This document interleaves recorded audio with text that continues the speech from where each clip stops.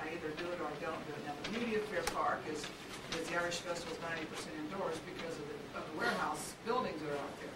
And I love it.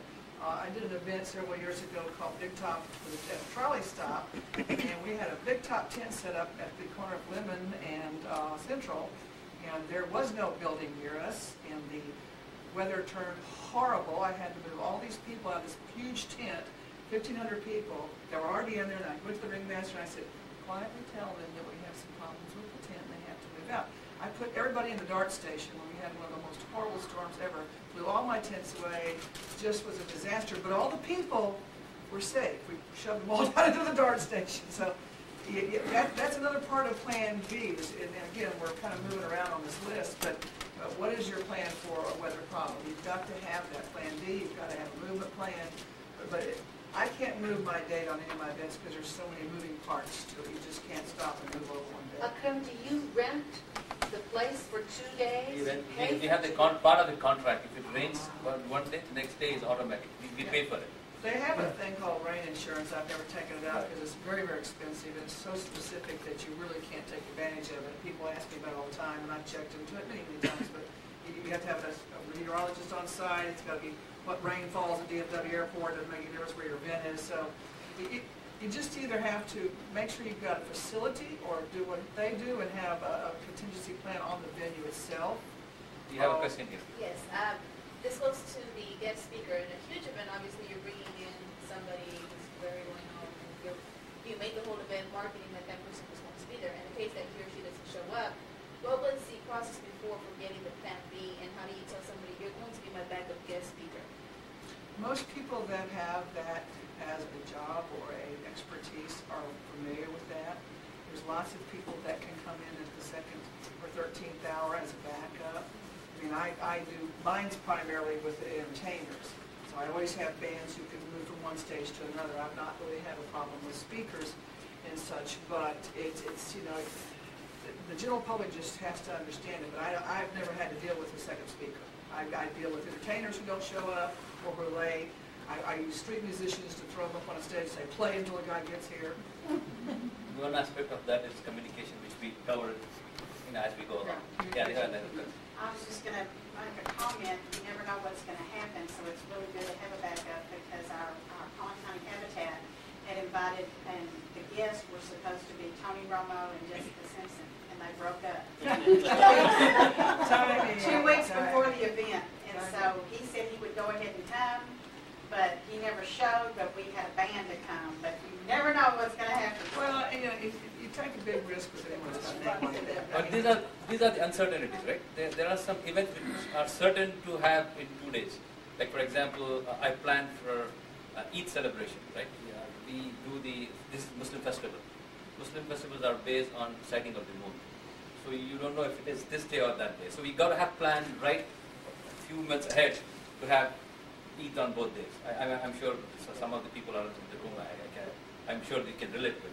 So these are certain things that it can happen on Saturday or Sunday, or it can happen on Monday or Tuesday. So we got to have plans ready for both of those. Let me ask you a question. Akram, when you rent a venue, do you pay for 2 days? You pay for part of the contract. So that's just part of it. We negotiate for 2 days, yeah. Okay, all right. So do they? I mean, will they then give you a better rate because you're negotiating for 2 days? Yeah. Okay, so you can. I think the Eid celebration also done that way also. Right. We cover resources, so in planning. We may come along here just because so the topics kind of mix and mingle. You know, Plan B is imperative. So you got Plan A, big deal. You better have Plan B. And that's the bottom line. If you can do it. If you can't, then you live with what you got.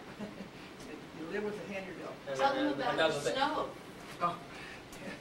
We had the Irish Festival has actually been snowed out twice in its 28 years. And the first year I was hired to work with the event, we had an ice storm that was so bad that the locks on the gate froze, and I had to get a lighter to unfreeze it. But we still had 16,000 people because the Irish just love to drink beer and they have a great time. No matter what, they found a way to get there. Cancel something due to risks?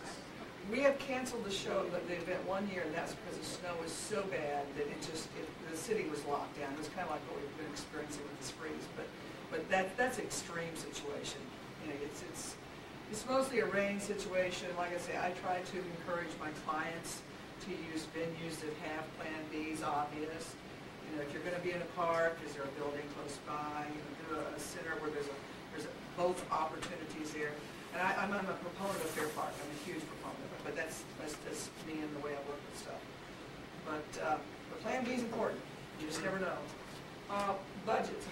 We could talk for 2 days on budgets. You know, the one thing I will say, and I create budgets for my clients and my events, but budgets aren't finished until the event's over. And the one statement that I will make is that you never go into an event betting on the profit from the event to pay for it. If you don't have your event completely paid for before you open those doors, then you're going to have problems. Because if you have bad weather and nobody shows up and you don't sell tickets, then boom, you're at a huge loss. So it's my philosophy is that you've got to have everything paid for before that event starts up. And I've seen lots of people fail because they think, oh, you know, we're going to sell tickets, and oh, you know, we'll have last minute table sales, or whoa, we'll do this. And it doesn't happen, and that just kills the event, and then they're in the red. Either that or you have an organization that's got deep pockets behind you that can pay that loss. So the Art Celebration had the opportunity to be created by the Dallas Convention and Visitors Bureau, and we had, you know, a little less hassle going with all this because sponsorship driven, it was not a ticketed event, it was free, so it was a $538,000 budget that had to be met by sponsorship. We met it a couple of years, we didn't meet it a couple of years, but we had an organization strong enough behind us as the presenting sponsor to cover that nut and go into next year. So if you don't have that kind of support behind you, then make sure you are completely paid for before you open those doors. Yeah, our experience with the partnership office is completely different because every dollar that we raise goes towards the cause. So the budget that we have to work with, we try our best to get a lot of in-kind donations and corporate sponsorships because technically we don't really have a budget to work with. Everything's volunteer driven, everything's done with the money that we get from sponsors to take care of the event and so forth. So, you know, when it comes to budgeting like that, I really don't have a lot to input because we work in a totally different manner than a lot of other institutions. I can provide a different perspective. There are smaller organizations which are struggling, and I'm sure some of them are in the room. And there are larger organizations who are there for several years, where the sponsor, not every organization is at the luxury of having a budget to go, as Marsha said, defining it. A lot of times you announce an event and then go about raising money, go about raising funds for it. So, of course, creating a budget is very important, putting together a profit and loss statement. How are you going to get, identifying where the money is coming from, who's going to pay for the event is important.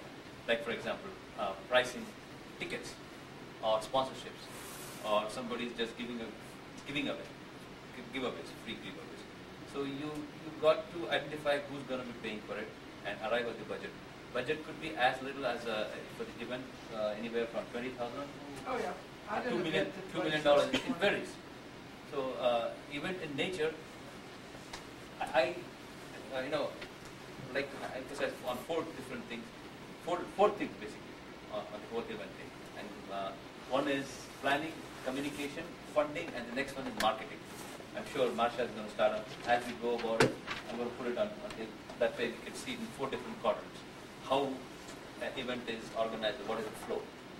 So budgets, we cannot underestimate budgets, we cannot overestimate budgets. These are very important. You're going to have an idea of what you've got to raise either in sponsorship or ticket sales. Like I said, I discourage people from hoping they can pay their event through ticket sales.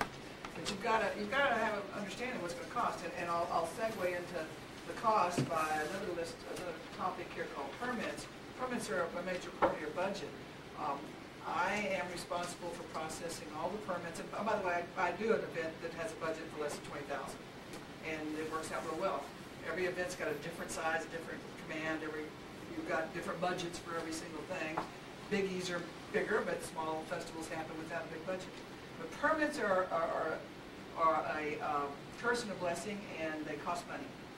So you will have everything from fence permits to alcohol permits to event permits to fire permits to hooding meter permits to health permits, you name it. I mean, cities are, because of the economy, are becoming more and more greedy, I guess I'll call it that word. They're trying to tap into every event they can and create more for themselves to cover their budget losses. how do you find out exactly everything that you need to